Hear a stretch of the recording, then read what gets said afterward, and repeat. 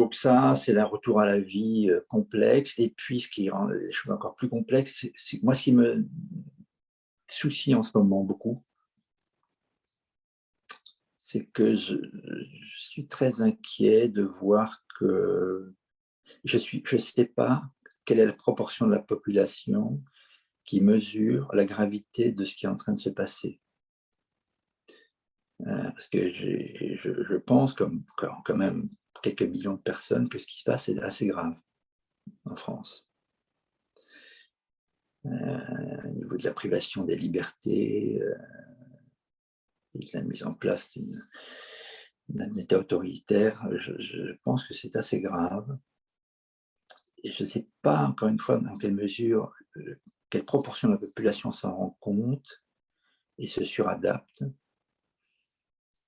Et ça m'inquiète parce qu'après, il y a des effets de groupe, de masse, qui exercent une pression sur la minorité qui, en tout cas, a l'impression de voir autre chose que ce qui est dit. Donc, y compris moi.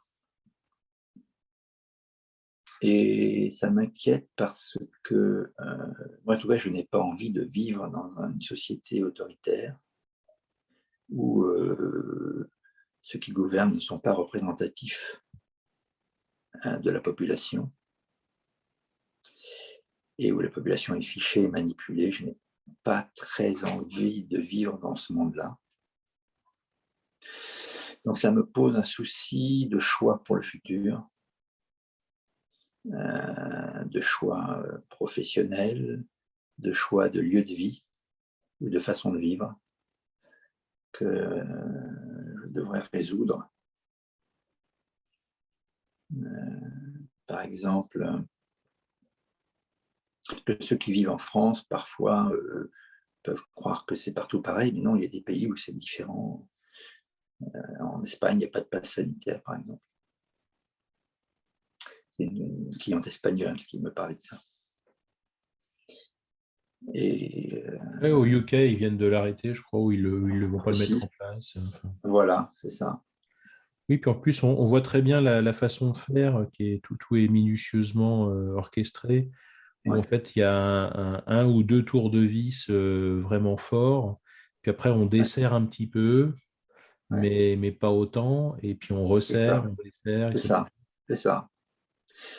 Et c'est une technique que je ne sais pas quel pourcentage de la population se rend compte de ça, cette technique-là, et est en train de s'adapter à ce truc-là.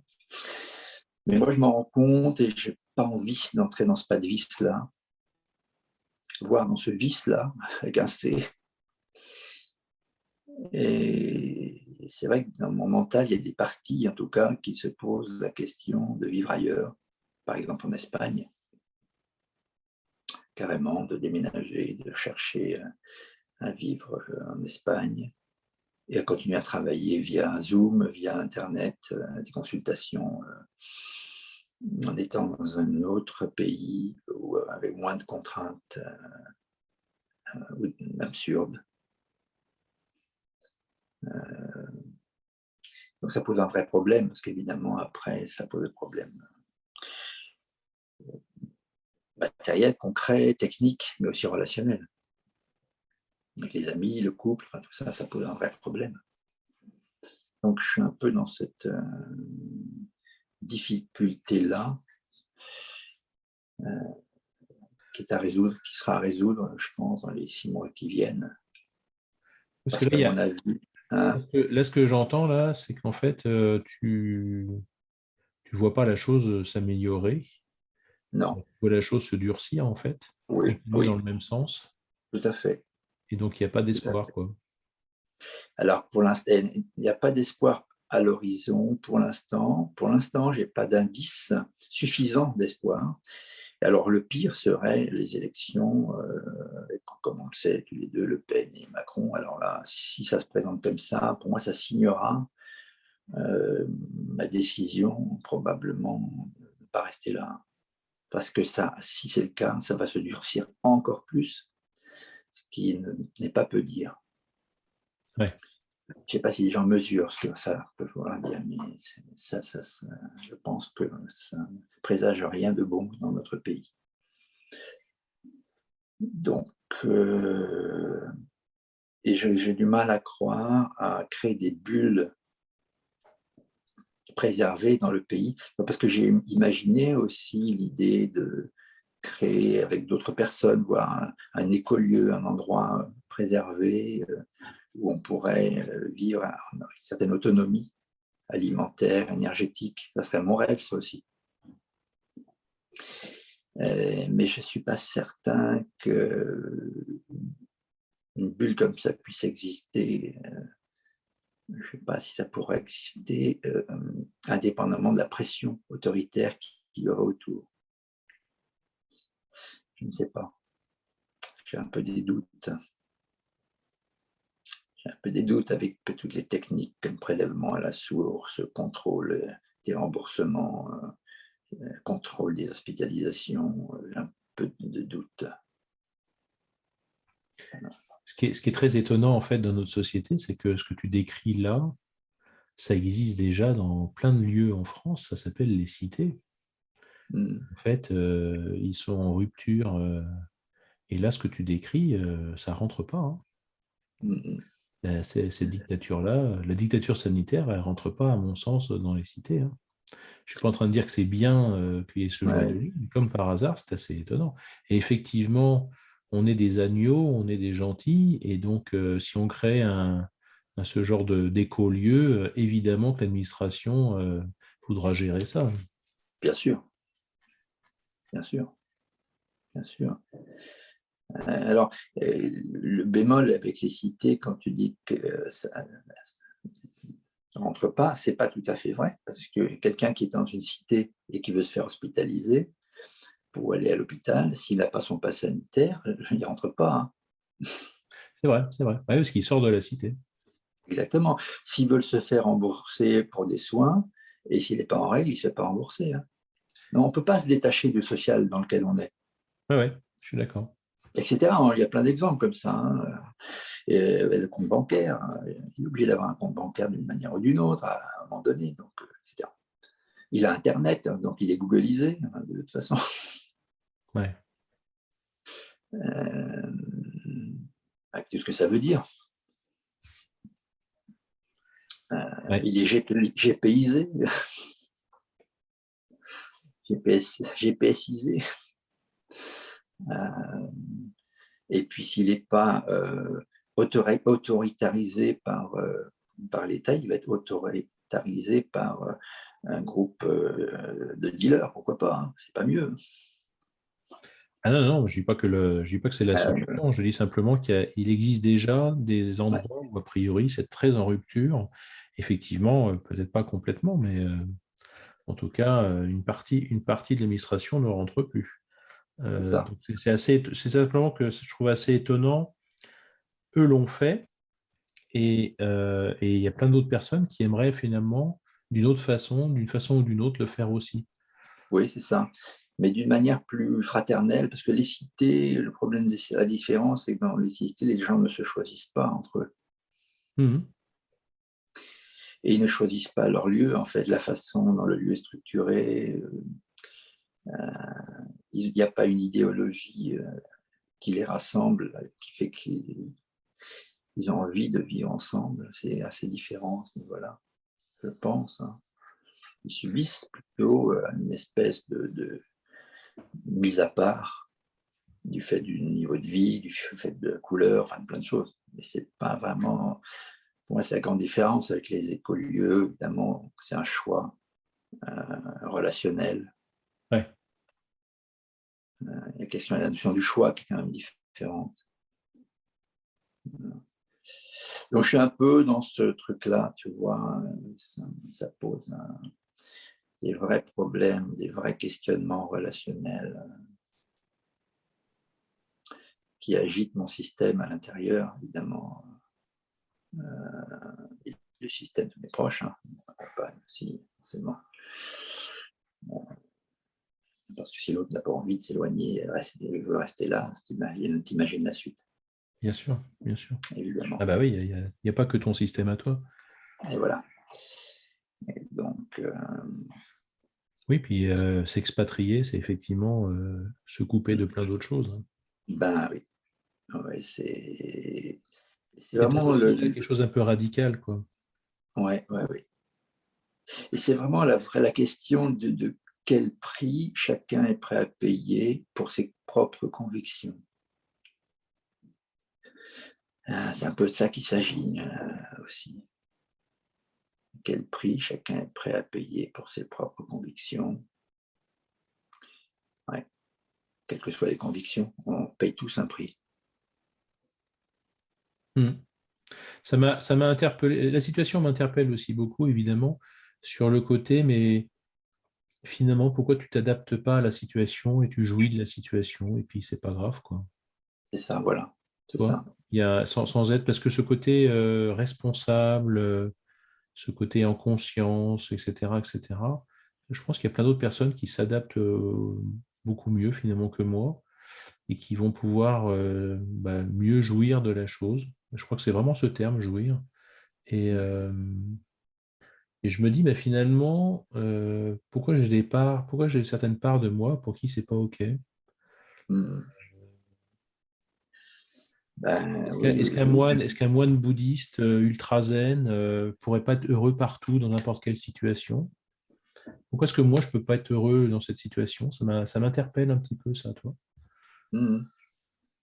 Est-ce que j'ai Ben, quelque il y a chose à travailler? Est-ce que j'ai quelque chose à travailler? Est-ce que je suis pas blessé ouais, finalement à des endroits? Est-ce ouais. que, il y a un côté, mais pourquoi est-ce que ça me fait du mal? Je pourrais très bien dire, même pas mal, je m'adapte, c'est pas un Mmh. problème. Euh, Après, c'est une question de seuil, peut-être. Peut-être. Et on a beau être moine bouddhiste, ça n'empêche pas de se faire brûler volontairement pour protester, hein. Oui, j'ai Il vu y a ça. J'ai vu ça, des moines effectivement. bouddhistes qui sont fait brûler pour protester contre l'oppression, hein. Donc, moine bouddhiste, ça ne veut pas dire accepter tout en ne faisant rien ou quasiment rien. D'ailleurs, quand on voit Maturika ou des bouddhistes comme ça, le bouddhisme n'est pas lié à l'acceptation intégrale de tout ce qui se passe, loin de là, et encore moins lié à la passivité. Hmm. C'est beaucoup lié à une action, à des actions aussi, majoritairement des actions très impliquées socialement, qui vont à contre-courant de la productivité ambiante, par exemple. Non, non, c'est très actif, hein, souvent, hein, très actif. D'ailleurs, je m'informerai pour voir comment ces milieux-là vivent ce qui se passe en ce moment. Ça peut être très instructif, effectivement. Comment les communautés, par exemple bouddhistes en France, vivent l'obligation et la contrainte vaccinale. Comment ils vivent ça? Comment ils en parlent ou pas? Est-ce Ah qu'ils ouais. voilà, ils s'adaptent tout simplement ou est-ce qu'ils ont une façon de voir? Je ne me suis pas renseigné là-dessus, mais c'est vrai que ça pourrait être un très instructif Hmm. de voir comment des gens officiellement très centrés sur eux et sur la méditation, comment ils gèrent ce type de vie dans un état plus autoritaire, comment ils vivent ça. Ça serait très intéressant, effectivement. Hmm.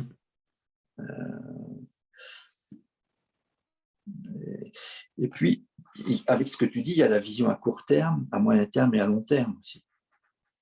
C'est-à-dire que jouir d'une situation, on peut jouir d'une situation à court terme et en subir les conséquences à moyen terme. Quelqu'un qui fume, à court terme, peut jouir de la situation et à long terme, peut en subir les conséquences, par exemple. Et inversement, quelqu'un qui se prive de gâteaux sucrés peut ne pas en jouir à court terme et avoir des bénéfices à long terme Ouais. sur sa santé. Donc, méfions-nous aussi de la notion de jouissance parce qu'il faut la recadrer par rapport au timing, au temps qui passe, quoi, également. Hmm. Donc là, effectivement, par exemple, si moi je me faisais vacciner, je jouirais de la situation à court terme. Ça, c'est certain. À court terme, j'aurais plein d'avantages, ça me simplifierait la vie, etc. Mais jouirais-je de la situation à long terme? C'est pas sûr. En tout cas, je prends un risque, ça c'est certain. De toute façon, je prends un risque également. Là aussi, je prends un risque. Que en plus, je ne mesure pas. Que en plus, je ne mesure pas. Donc, jouirais-je de la situation encore dans un an? Je ne sais pas. Dans 2 ans, je ne sais pas. C'est pour ça que c'est complexe, notion de jouissance par rapport à une situation. Oui, derrière la jouissance, je crois qu'il y a une notion de fuite, quoi, finalement. C'est Ouais. un lieu refuge. Ben, Tout comme oui, la oui, spiritualité peut être un lieu refuge.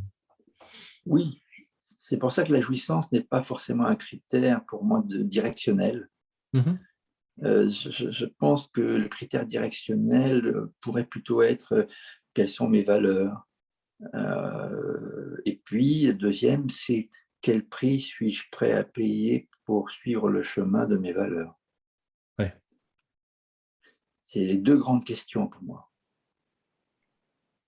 Et quand je dis quel prix suis-je prêt à payer, avec la tolérance et l'amour interne, c'est-à-dire que être tolérant avec le fait que chacun n'est pas toujours prêt à payer le prix. Et ça se comprend, et c'est important d'être tolérant avec ça. On peut avoir les mêmes valeurs ou des valeurs proches, mais ne pas être prêt à payer le même prix pour ça. bien sûr. Et en fonction de nos systèmes réciproques, voilà, l'un sera prêt.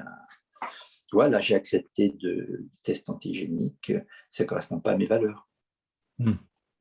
Mais je l'ai fait parce que j'ai d'autres besoins, comme le besoin de retrouver le groupe, de devoir les préparer à la séparation éventuelle, le besoin de rencontre avec eux. Et du coup, j'ai été à l'inverse de ma valeur, qui était dire non à cette discrimination. Mm. Donc, il y a un truc à trouver qui soit un chemin tolérable. Ouais, un chemin tolérable dans la direction de ses propres valeurs. Et c'est difficile. Ce qui me venait, c'est est-ce qu'il n'y a pas plusieurs façons de vivre telle ou telle valeur? Parce qu'il n'y a pas d'absolu, j'ai l'impression, c'est très, très personnel. Ouais. Et Oui, oui. qu'est-ce qui est, voilà, quelqu'un qui est en prison doit pouvoir retrouver un peu de liberté d'une certaine Oui, façon. Euh, toi, je ne crois pas à l'absolu là-dedans. oui, oui, oui. Oui, l'absolu, c'est seulement dans la tête et dans les livres. Hein. Hmm. Mais il y a forcément de l'incarnation, hein, donc il y a du non absolu. C'est vrai. Il y a de l'historique et du charnel. Donc l'historique et le charnel nous font sortir de l'absolu. Ouais.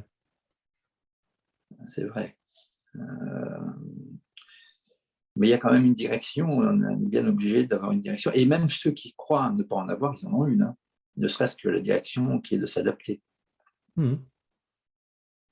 Voilà, une direction qui est de survivre, ou etc. Forcément des directions. Je vois je fais juste un pas de côté, je vois qu'il y a quelque chose chez moi en fait qui est là où c'est le plus difficile à absorber, en tout cas pour moi en ce moment, c'est pas tellement qu'un État devienne autoritaire, fasse tout ce qu'il fait. C'est plus la réaction de la masse, en fait, en tout cas d'une certaine masse, Ouais, à accepter et de pas me retrouver, moi, dans cette masse-là. oui, Je vois et je pense que c'est quelque chose qui doit être assez tribal, primaire, je ne sais pas quel terme employer, quelque chose de très archaïque, je sais pas, de se retrouver en dehors du groupe, en fait, d'un seul coup, violemment. De se ouais, pas se retrouver. Le troupeau va à droite et moi je reste là et ça me va. ouais, ouais, Donc, il faut ouais. trouver un autre troupeau. D'ailleurs, c'est pour ça que les gens se regroupent, ils vont manifester, Bien sûr, etc. bien sûr, bien sûr. Il y a une forme de scission d'un coup, là. Et ça, c'est rude. C'est vraiment Oui, rude. oui, oui. Oui, oui, oui, oui, oui, c'est rude, je suis d'accord. Je vis ça un peu comme ça aussi. Moi, ce qui me rassure, c'est que je ne suis pas dans le délire, puisque on est quand même des millions à penser autrement et à vouloir autre chose. Donc, ça fait du bien de sentir que on n'est pas seul. Ouais. Ça fait du bien. N'oublions pas quand même que quand la France a été occupée par l'Allemagne, c'est quand même une minorité de gens qui ont résisté en termes de quantité. C'est une minorité de gens. C'est pas la grande majorité, c'est pas la grande masse.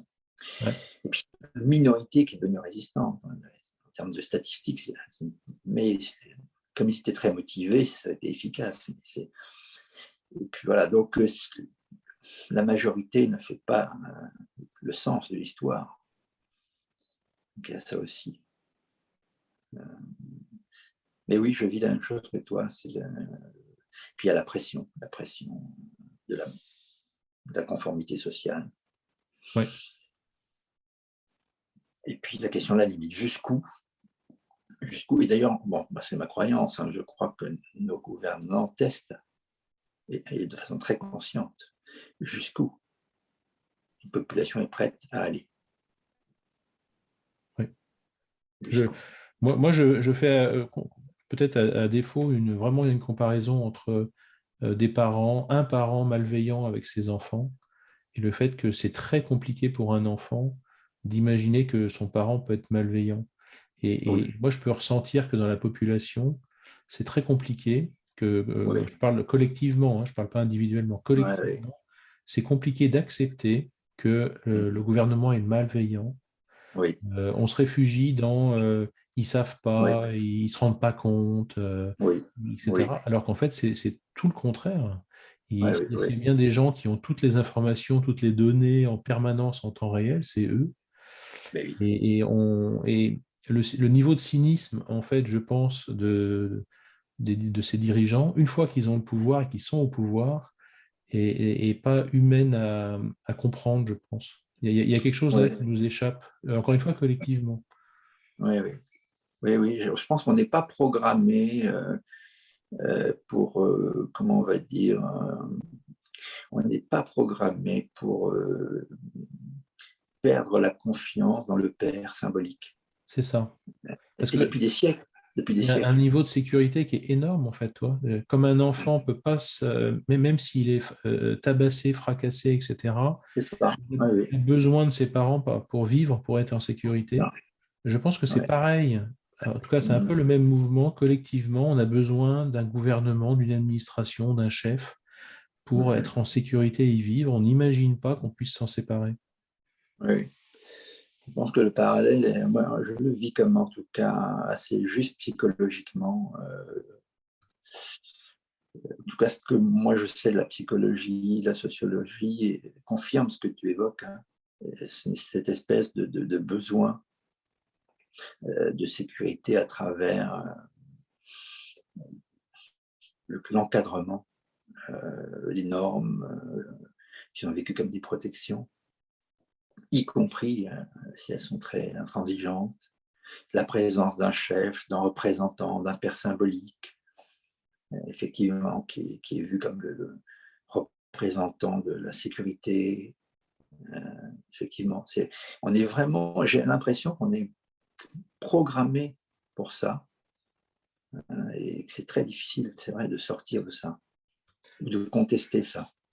Et tu vois, les petits groupes qui se forment, qui sont contre le gouvernement, qui veulent éveiller les consciences, ça me fait penser à un petit frère, une petite sœur qui va commencer à dire à sa fratrie, mais ça va pas, ça va pas, on n'a pas besoin. Et les frères et sœurs vont dire, mais tais-toi, arrête de dire ça, on va avoir d'autres problèmes. Toi, il y a vraiment quelque chose autour de ça. Ça me fait penser aussi, dans la clinique, ça me fait penser à des patients qui m'ont raconté régulièrement qu'ils ont découvert l'aspect parental en allant dans d'autres familles.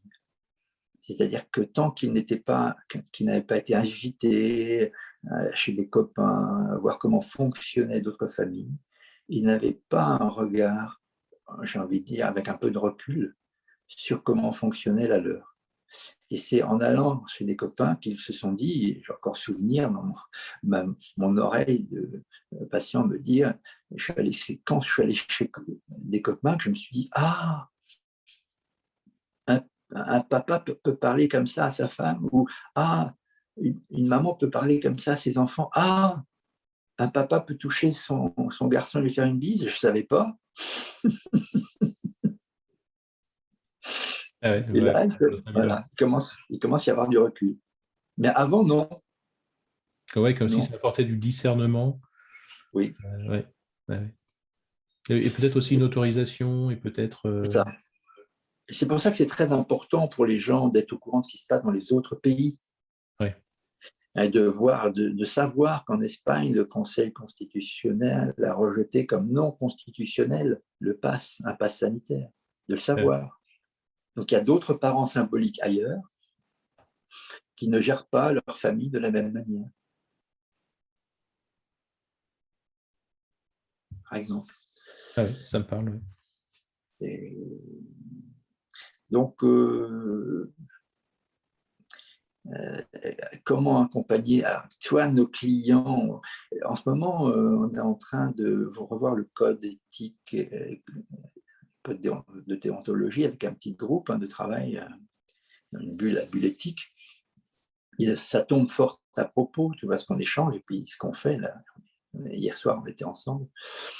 Parce que ça touche du doigt quel est le rôle éthique, la posture éthique de l'accompagnant, une posture éthique qui est souhaitée, qui semble cohérente. Et il y a une chose, par exemple, qu'on a eu envie de modifier par rapport au code éthique qui nous a servi de support, qui est le code de l'EATA, c'est European Association for Transactional Analysis. C'est-à-dire l'Association européenne d'analyse transactionnelle, qui est un code très, très sympa, qui peut servir de support. Et à un moment donné, il est question de la protection dans le code. Et dans une sous-ligne de ça, il est mis que le praticien s'engage à pratiquer dans le respect des lois de son pays. Et on est tous tombés d'accord pour modifier ça. Et pour mettre que le praticien s'engage à pratiquer dans le respect de la Déclaration universelle des droits de l'homme. C'est une nuance pas négligeable. Oui. Parce que les déclarations universelles des droits de l'homme est au-dessus des lois des pays. Oui, c'est important quand même de garder une forme d'absolu, parce que sinon le praticien peut s'embarquer avec son client dans quelque chose qui peut être particulier. Et pour autant, vous avez changé le cadre de l'absolu. Voilà, c'est ça. Parce que si dans un pays, la loi disait, pas d'aventure, un pays européen disait, les psychothérapeutes n'ont pas le droit de recevoir en clientèle privée les Noirs ou les Juifs ou les gens non vaccinés, eh bien, si on conservait ça dans le code éthique, le praticien serait censé obéir à cette loi. Ben oui. Alors que dans la Déclaration universelle des droits de l'homme, qui est nettement au-dessus, on voit bien qu'il y a des principes qui sont beaucoup plus généreux, qui sont plus globaux et généreux, et très liés à la liberté humaine. Voilà un exemple du lien entre le code éthique, la pratique des consultants, des psychothérapeutes, des formateurs, et ce qu'on est en train d'échanger, tu vois, tout de suite. Et ça paraît rien, juste une ligne, mais c'est pas n'importe quelle ligne, tu vois, dans ce code éthique. Oui, et puis au-delà d'un simplement une charte éthique, c'est aussi cette conscience-là qui est là, quoi. Oui, oui, oui. Nous, qu'on travaille là-dessus, ça nous fait réfléchir, c'est ça qui est intéressant. Hein. Justement, c'est quoi une éthique pour un formateur, un accompagnateur qu'est-ce qui peut le guider? Parce que c'est ça l'éthique. En fait, l'éthique, c'est qu'est-ce qui peut guider un praticien? Qu'est-ce qui peut le guider? Quand il hésite, quand il ne sait pas trop, qu'est-ce qui peut le guider? Ouais, ça donne des repères. Voilà. Un deuxième exemple, entre le code éthique, la pratique, tu vois, parce qu'on est sur une chaîne où on parle de psychothérapie, de psychologie, de pratique. Qu'est-ce qui peut guider un psychopraticien? Alors, il y a plusieurs choses, hein, mais il y a la demande du client, sa souffrance, le contrat. Et puis, il y a comment dire, les ressources de base de chacun qui sont à promouvoir. C'est pour ça qu'on fait une approche humaniste. Selon moi, c'est parce qu'on a dans l'idée que chacun de nous a des ressources et qu'elles sont à promouvoir. Ça, c'est la définition pour moi de psychothérapie humaniste. Et or, dans la Déclaration des droits de l'homme et du citoyen de 1789 ou dans la Déclaration universelle des droits de l'homme de 1958, si ma mémoire est bonne, eh bien, c'est l'ONU avec 56 pays qui a signé ça, eh bien, ce qui est intéressant et qui peut recouper la pratique, ce sont ce qui est dit, c'est quelque part, c'est que ce qui est à stimuler chez les humains, c'est plusieurs aspects qui sont notamment l'attention à l'autre, à la communauté, et aussi le droit à la contestation, le droit à la liberté de parole, par exemple. Donc, ça fait partie de l'éthique, pour moi, d'un praticien, que de stimuler la liberté de parole de ses patients. La liberté de penser, c'est nommé dans la Déclaration universelle des droits de l'homme d'ailleurs, hein. La liberté de penser, la liberté de parler, la liberté de s'exprimer, la liberté d'avoir des opinions différentes. Et nous avons le devoir, en tant que praticien, d'encourager et de stimuler ça. Et c'est important, tu vois, que ce soit dans le code éthique, parce qu'on pourrait l'oublier en tant que praticien et se restreindre à la demande du patient, ou bien, voire même, ce qui serait le pire et qui a été critiqué à juste titre par les psychanalystes, inciter les patients à s'adapter à leur environnement. Et ça serait non éthique que d'inciter un patient à s'adapter à son environnement. En tout cas, ça serait anti-humaniste, puisque l'approche humaniste, comme je viens de le décrire, ainsi que la Déclaration universelle des droits de l'homme, au contraire, encourage le praticien à stimuler ses patients à la liberté de penser, et non pas à l'adaptation de pensée. Et ça me paraît vraiment fondamental de lire ça comme ça, tu vois, Laurent. Ouais, j'aime beaucoup là, ce lien qui s'enracine. Ce pont-là, je le trouve vraiment précieux, effectivement. Ça a tout son sens en ce moment. Alors, en ce moment, ça a tout son sens. Vraiment. Si je suis un petit peu parano, je me dis c'est peut-être pour ça que les psychologues et les psychothérapeutes sont sur la liste. C'est pas des gens qui doivent absolument se faire vacciner, sinon ils n'ont plus le droit de bosser. Tous ceux qui incitent à la réflexion intérieure, c'est clair que c'est pas de bonne loi à la liberté intérieure. Parce que qui dit liberté intérieure, dit forcément liberté extérieure, hein, d'une certaine manière, et liberté d'expression. Bien sûr.